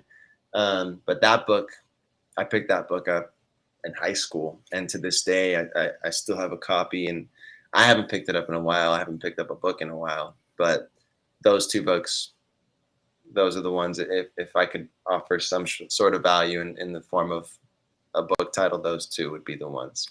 What was I would love to hear your thoughts on them. What was the Awakening? What was the first part of it? What was it called? The Book of Awakening, and then the other one was The Power of Habit. Power of Habits. Yep, got it. Okay. Writing. I love that. I love it. I love that you said Twitter Spaces. Do you know what kind of like learning style you have? Are you audio? Are you visual? Are you kinesthetic? I think, I think, I used to like to read a lot, and then especially in college, I would pick up a lot of like self-help books and like stuff like that. Today, I like YouTube, and I like trying. So that's usually my process. Is I'll either watch or I'll call somebody who knows, or some combination of both, and then I'll do myself. Yeah. So it's like some combo of like kinetic and visual, I would think. Right? Visual. Yeah, visual, I would say for sure. Yeah. Mm. With definitely kinesthetic for sure. Well, but then Twitter Spaces, right? So I sit in Twitter. I mean, I used to sit in Twitter Spaces all day long. Now I don't as much just because I'm really busy. But that was all auditory, and I would even say beyond like auditory, like I would even call that like kinetic too, because that was like it's like it's not physical, but it's like back and forth, engaging kind of, that's different than just having an audiobook in your ear. 100%. Yeah, So. 100%.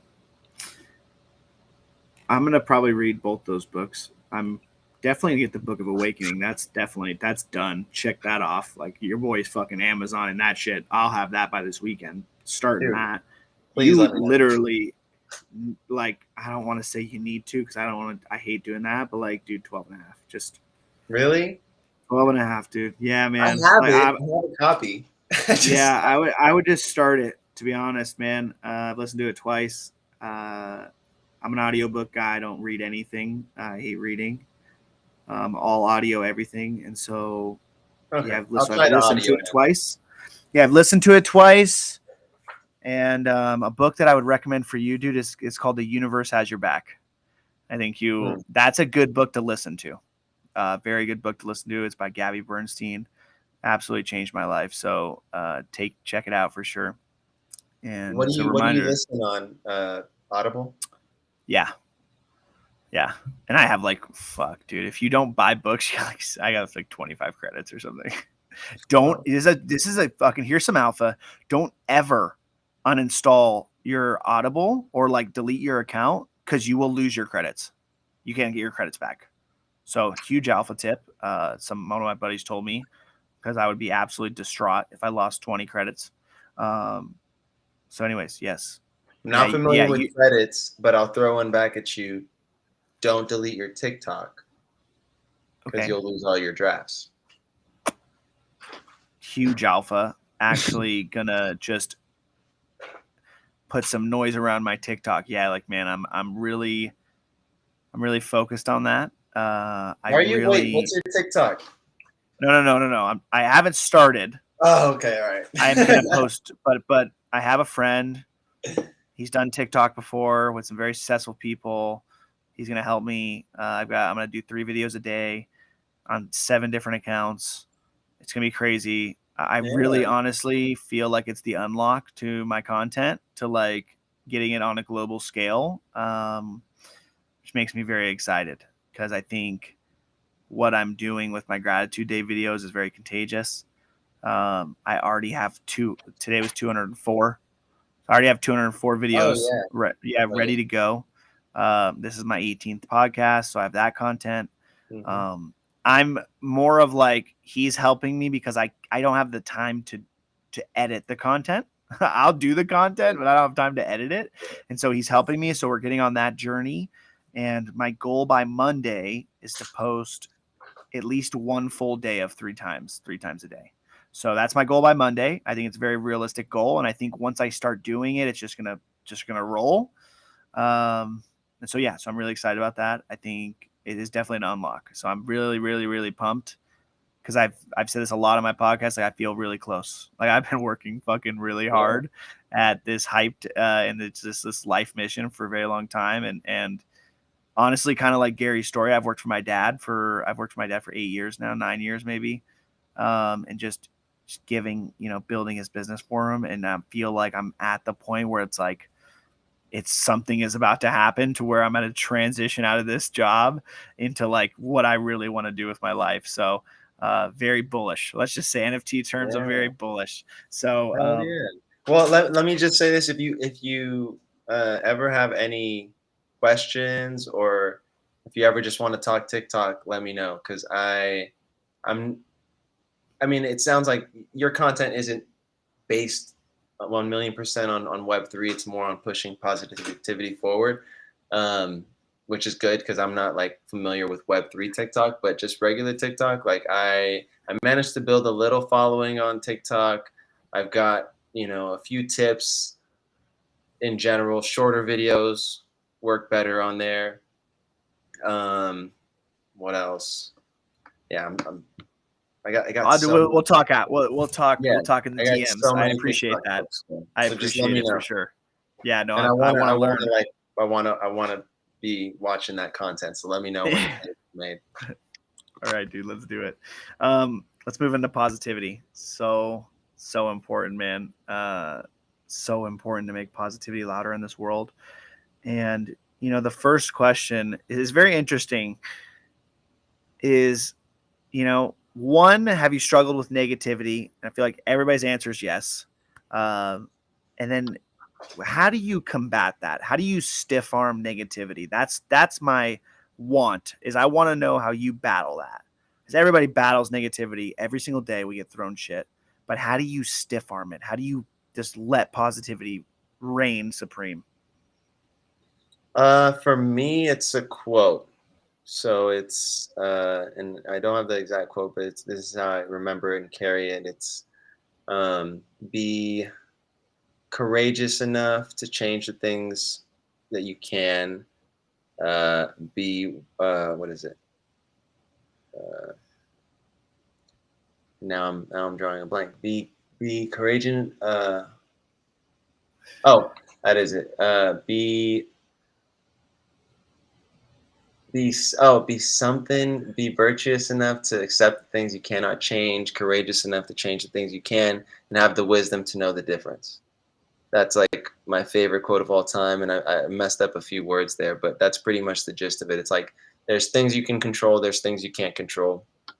I can't control what I know. Waking up every single day, there's positivity and there's negativity out there. Um, I can't control that it's going to exist. Now, that being said, that doesn't mean that just leaves me like without feelings, and I don't feel it sometimes. But it does help me not care as much about negativity that is coming from people that aren't in my circle, that aren't in my family, that aren't helping push me forward. It's a lot easier for me to just kind of block that out. I'm very good at not arguing. I'm not that one who's just gonna pick fights with people on the internet. Like I'm just gonna not talk to you. Like I just don't need to be there. Now, when it comes to people that are closer to me, um, again, it's just I go back to that quote of like, there's things I can control, there's things I can't control. If there's any way I can help, uh, kind of change that. Like I said, like the biggest negativity that kind of gets to me is family and friends, and oftentimes it's not directed at me. Oftentimes it's directed at themselves or the world. Um, and so I just kind of try to pass that message of like, there's things we can control, there's things we can't. Life comes in waves. And I kind of try to recognize that as well. It's like, I understand, like you said about the brick walls, it's like, I understand no matter how many brick walls we go through, there's going to be more brick walls. And that's how life is. Not only that, but I also think it makes life more interesting.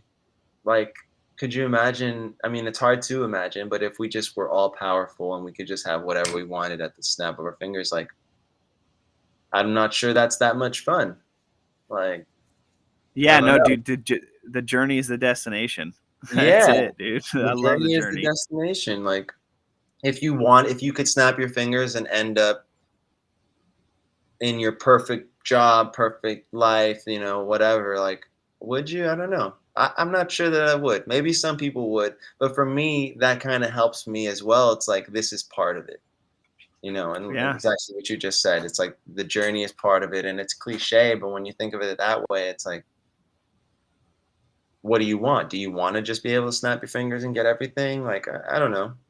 I mean, and I think, obviously, this yeah, is like, like, it's not talking. This is above a certain level of needs, right? If you're talking about food, shelter, clothes, that's not what I'm talking about right yeah, now. I'm talking about, being successful on top of that. So yeah. yeah, that, Well, I that's think, what like, just being realistic, I think. yeah, like, depending on what you want, right? Like, uh, I can just say like a few things, dude. Like, um, relationships, right? Like, mine and my wife's relationship, like the journey of our communication to just have the level of communication we have, I'm so grateful for. And it's something we work out every day. Hmm. And it's incredible. Like, we're very, very good communicators, and we've molded that. And it's taken, I think 6 years. I think we've been married now. But like, it's like, I love that. I love that for us that we've had that journey. Friendships, right? You go through hard times, you go through some serious shit, you have some fun times, but it's like that journey of the friendship is like, yeah, like I'm at the point where like I want to start a new journey in like something that I really, really want to do. That's what I'm after right now in doing this podcast, doing the spaces, is like Web3, or just my journey with Hyped is like, I want that journey now. I've had this journey with this career, like, and I've done very, very well, and I've done very well for my dad. And it's like, I just don't want the money. I don't make a bunch of money. I've made the money for him. I want him to take it all and just like, do your thing. And I want to do my own thing. And so, yeah, I think the journey, man, when you fall in love with the journey, it's just so beautiful in life. Like, it really is. Like, and you look at the wins. I know I've talked to you about the winning streaks thing, and it's like, it really is wild, man. When people start looking at winning streaks, like I've really shifted a lot of people's mindsets to like just focus on the wins. If it's just like fresh coffee in the morning, win. Putting my son to bed at night, win. Emptying the dishwasher for my wife so she doesn't have to before I go to work, win. Like, dude, it's just like win. And then you start have that mindset. You look for the wins, and you will find them. And it's like, yeah, that journey is sick, dude. Yeah, and the brain, it works in funny ways, dude, because like the opposite is true too. Like it feels like, at least for me, like especially when I was in that, not my best time kind of down zone right before I moved to Puerto Rico, it's like when you have one or two things that are not going great, it's easy to just make a long list of shit that's not feeling great. And oftentimes for me, at least when I would write things down, I would realize it's really just the one or two that are really annoying or really getting in my way. And the other ones are just kind of a consequence of me living in that and just saying everything's shitty. But what you just said, like you said, like the other side is true too. It's training your brain to celebrate the small wins and to realize that there are so many of them. Once you start looking for them and being conscious of them and being present in them and realizing that you get to wake up every morning, that you get to go to work, that you get to come home to your wife and kids, that you get to do cool stuff like podcasts. And it's the difference between getting to and having to. And Yes. I think that's a huge, huge shift when you get there. Dude, yes. I love it. That is literally it, dude. Like the story I tell people is like, my middle son is the worst fucking sleeper, dude, and he wakes up all the time in the middle of the night. And the second that I shifted, this was, maybe a year and a half ago, I shifted in my mind, was I get to wake up and I get to help him go back to sleep, was the fucking unlock, dude, to like, why would I ever be upset to help my son go back to bed, even if it's 2 a.m., dude? Like, I have this opportunity not only to be a dad, but to help my son and comfort him. Fucking winning streak engaged, dude, to the just most massive scale, literally. Completely. Let's go. So that's why you did it, right? I mean, that's the process. That's the process. Yeah, absolutely. My rest of my questions under positivity we've already talked about, so I'm just gonna move straight into enthusiasm. Obviously this is huge for NATO, dude. I'm just a fucking ball of energy, dude. I'm just pumped. Honestly, man, I just go back to one life. Like, we have one life. We're here. Why wouldn't I be excited when I wake up in the morning? There's honestly no other option for me. I'm just pumped to be here, to have this opportunity, talking to you, to have this opportunity to just talk to anybody, man. And so this is one of my favorite questions. What are 3 things in your life that you can't get enough of?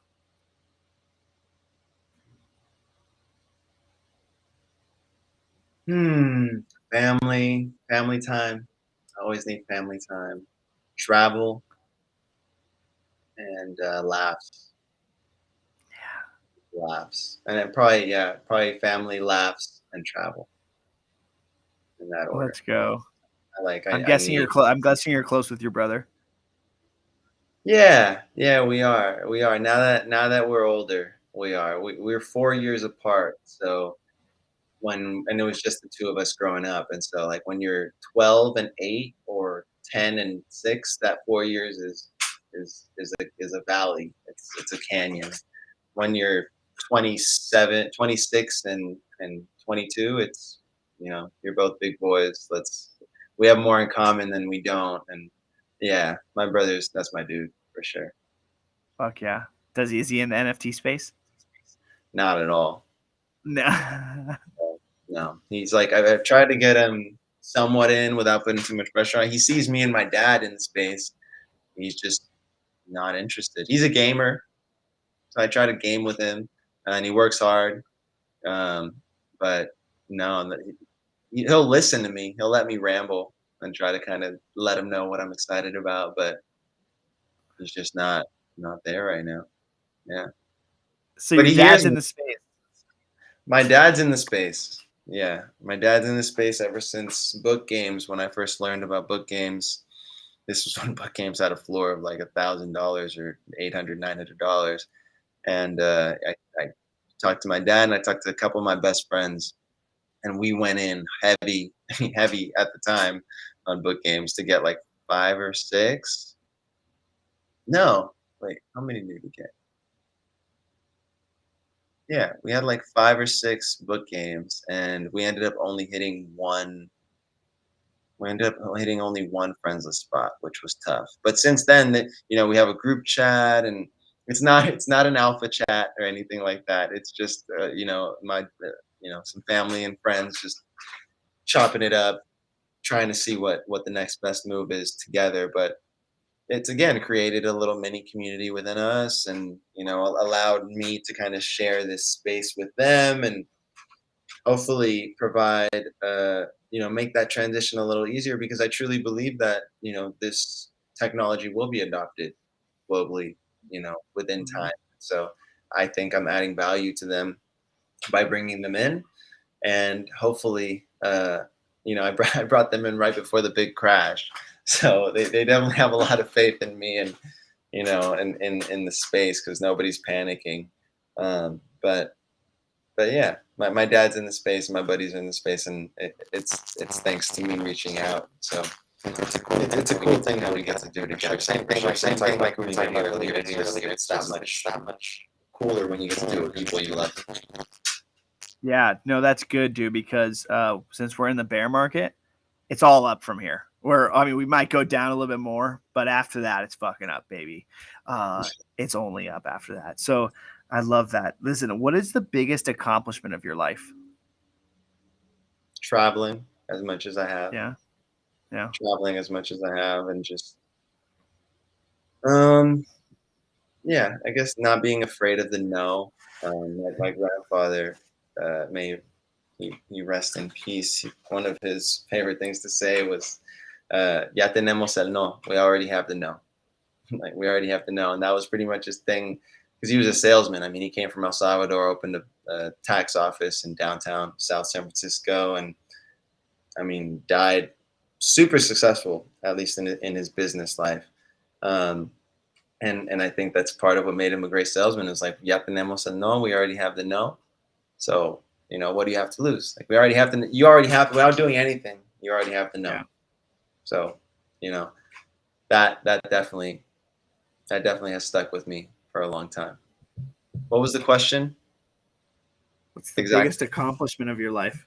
Oh, biggest accomplishment. Yeah, just kind of recognizing that and then implementing it. Of like putting myself out there and not Yeah, being afraid to put myself out there and take the no. Take the no if necessary. But I've gotten a lot of yeses, kind of like you said, putting yourself out there and getting that hour-long conversation with AJ. And I know you put yourself out there a million ways at this point. So, dude. But like, I honestly, I love that you said that. Like, it's kind of wild. Like, now it's just crazy how the universe works, like how we've crossed paths. So I was very heavily involved. I'm still pretty involved, not as heavily anymore, but this leadership program that changed my life. And I went on team once, which is like volunteering. And one of the trainers, I was talking to him, and my dad was there, and he was telling us this story about this guy that took it, whatever he was doing, sales, and he took it from like, I don't know, it's like something like 500,000 to like 100 million in 1 year. And so the trainer was like, anybody that knows that, I want to know how they did it. Right? I want to know what they did. So he's telling us the story, and he's like, so the guy told me that he just started loving the no's. He just started loving when someone would tell him no. And I was like, it's literally the fucking best thing I've ever heard. I was like, so anyways, I do sales. And I just literally started getting pumped up. You told me no, don't even worry about it. I'm pumped. Like I was like, let's go. Like it's okay. Thanks for the opportunity. I'm coming back harder. Don't you worry. I'm gonna be in your face. And so it's like amazing what your grandpa said. Like, and it really is like 1,000 no's, but one yes can change your life, man. For real. Right. And every no gets you closer to that yes, to the next yes, 100%. Right? Mm-hmm. Fuck. So good, dude. This is fire. What's your most exciting moment in Web3? See, that one, easy. Well, two come to mind. But the first one that comes to mind is probably when I first signed my first contract to get paid to be working in Web3. The second one that popped in my mind right after, my brain was like, wait, are you sure? Was when Gary hopped in my Twitter space. That was, to this day, it was unbelievable. I mean, I'm like, and I actually, maybe it never happened. Maybe I did dream it because Twitter deleted the space like a month later. I didn't know they were going to do that, but it's gone. They deleted it? They delete spaces? Yeah, they only stay up for, I think, don't quote me on if it's a month, but it's like a limited amount of time. And it was pinned to the top of my profile, and then it wasn't anymore. You know what, dude? I reached out today actually to this guy I met in this space, and he said on a couple times of occasions that if you do not record a space, there's still a way to get the audio. So if I actually DM'd him this morning, so that's wild. If he responds to me, I will get you that website because there is a chance maybe we can rip that audio from, and then you can just have it or whatever you want to do with it. So yeah, I'm not too mad at it, to be honest with you. I don't know what I'm gonna do with it if I get it. I don't save any of my spaces. I don't post them anywhere. I mean, it might be a cool thing to have like down. I don't know. I don't have any ideas for it. I'm not inspired to do anything for it. It's the moment. The moment was enough, honestly. Yeah. I'm still there. Like I remember my place isn't, or my family's place isn't that big. And so I was like tucked away in a little room doing my little spaces with the gang. And then my phone was dying. And so I had to go out into the living room and plug it in and kind of be in that vibe with everyone. And that was, a few moments later was when Gary jumped in. I'm like, Gary's in my space. Gary's in my space. Like, my mom and dad just happened to be there. My girlfriend was there. And, they knew how much it meant to me just because they had been, like I said, it's not a big place. So they see me every night, like a crazy person on these spaces, trying to build and connect. And so that was definitely ridiculous. But being able to sign my first Web3 contract was a pretty amazing experience as well, especially for as long as I had that in my bio. It's still in my bio. Technically, I am and I'm not full-time already, but I wanna get a little more full-time. So I won't consider that one crossed off just yet. But those two moments definitely stick out. Let's go, dude. So what is your official title, community manager? Yes. For one, I'm a community manager. For another one, I'm lead Discord mod. Okay. Yeah. That's awesome. I love it. Let's move into dreams. Right? Dreams are so important. They're like goals on steroids. Yeah. I'm gonna read you. This is one I love this because it put the person on the spot. And every time I put the fucking guest on the spot, they absolutely fucking crush it. So I want you to know that you're going to crush this. I'm going to read the dream that I have for my life that I've worked on. And then I want you to tell me the dream that you have for your life. So I am Gentle Tornado. I am an honest, enthusiastic, and successful man that will inspire others to live their life through happiness. That's everything. That's everything. My dream, I am Isaiah. I'm Web3 noob. I'm not a gambler. My dream is to make people smile as often as possible while at the same time smiling myself. Let's go. Beautiful. Literally beautiful. Simple. Like, can you hear that? Or is it A little bit. Okay. Is it a washing machine? It's a fucking helicopter that's circling over my house. So who knows? If the screen goes black, I don't know. Someone will fucking find me, but I'm just kidding. This is a good one. If you could tell your 13-year-old self one piece of advice, what would it be? Well, if you could just tell your 13-year-old self one thing, what would it be? 13. What was I doing at 13? I already More of knew. like a metaphorical age. Like I guess it could be any younger age. Yeah, well, family's always been important to me to this day, and so that it was important to me at any younger age. I would say, man, shit, man, I'd tell him to fucking play basketball because you're gonna fucking get tall before you know it. Trust me. But yeah, I mean, I don't know. Probably get a jump on my education. I mean, looking back, I think it would have been really cool to be taking college classes in high school. Just kind of get a jump on that. I mean, I don't know. Let me ask you this. What's the best advice you've ever gotten in your life? Except, I mean, that quote I got is the first thing that comes to mind. It's like, accept the things you can't change and that was the quote. Accept the things you cannot change. No, never mind. Don't let me try and quote it again. But just that, like, accept the things you cannot change and have the courage to change things. Change the things you can. The quote has changed 4 times in the show. It's okay. I love it. I'm gonna look. This is what we're gonna do. We're gonna look it up. Courage to accept the things cannot change. Oh, here it is.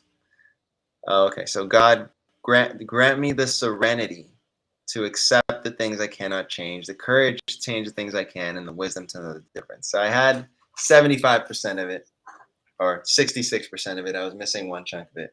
But serenity just that, is very, very powerful word. That's the word I was missing. That's the best advice I've ever gotten. Just, and do your best to distinguish the difference between those two things, because that's the hardest part.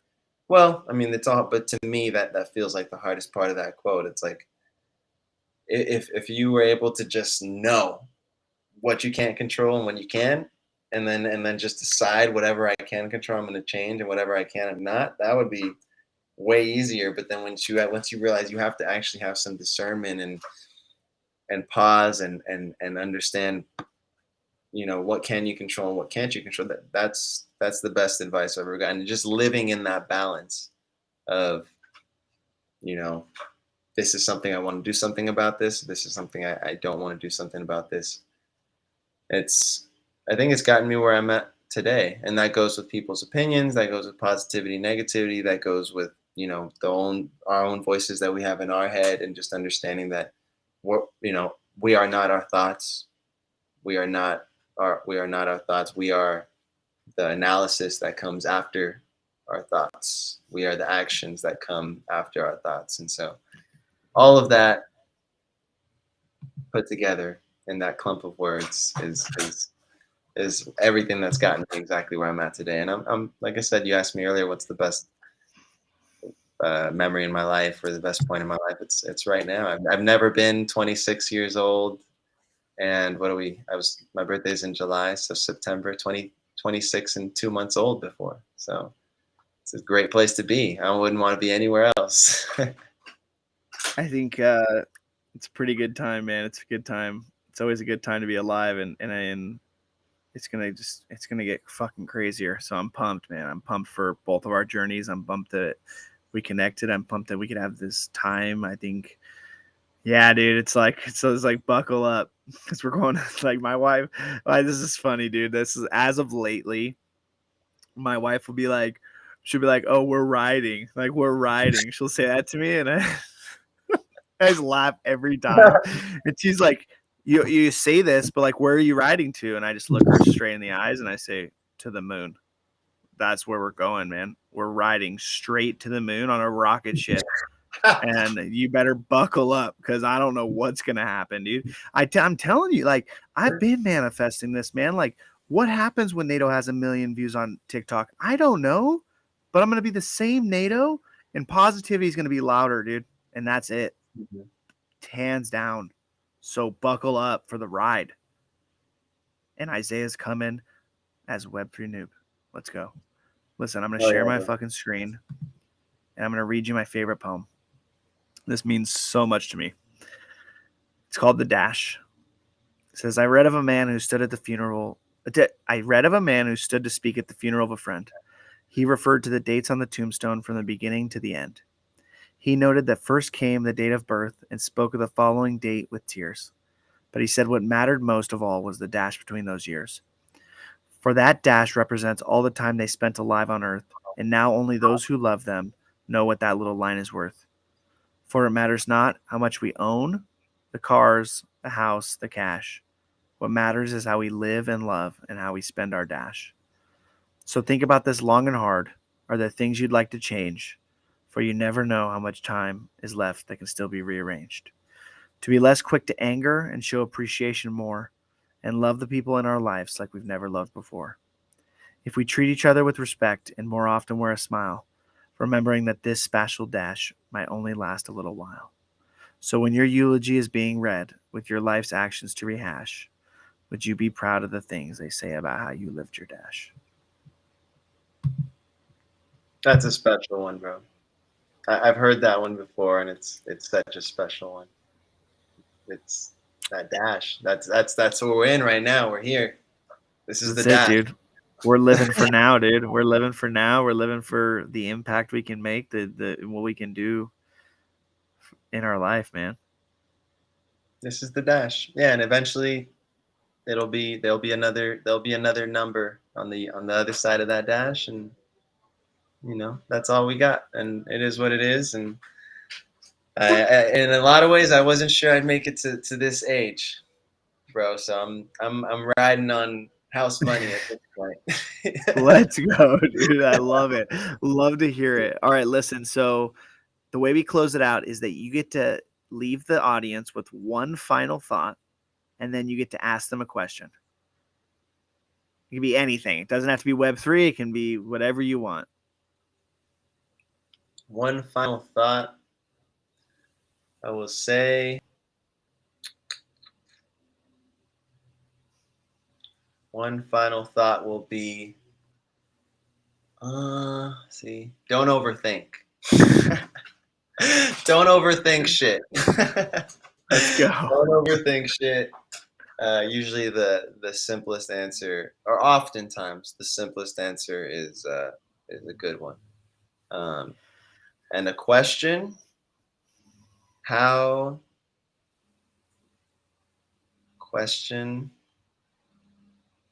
what habit do you want to change, and how are you going to do it? So I think we've all got a habit that we can work on. Yeah. Let's go. Yeah, that was good. Thank you, dude. Thank you for the inspiration, GT. Thank you for being you. Thank you for hosting these. Thank you for your gratitude days. It feels like I've known you a lot longer than we have been connected, bro.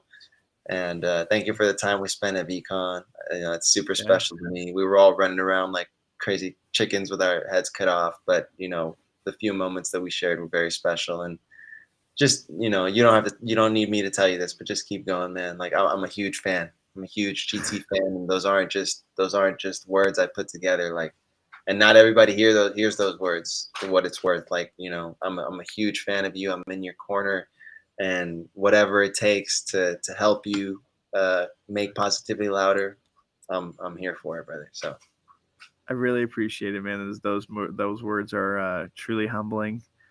And I really, really appreciate it. Fuck, dude. Hype Happy Hour, episode 18. Everybody, thank you for tuning in. Like, share, subscribe. Honestly, just share this with one person in your life that you think this could help. I'm on a mission. Web3 Noobs on a mission. We are out here, and we are not going to stop riding until we're at the fucking moon. Let's go. Thanks for tuning in. Have a lovely night, day, evening, morning, whatever it is. pace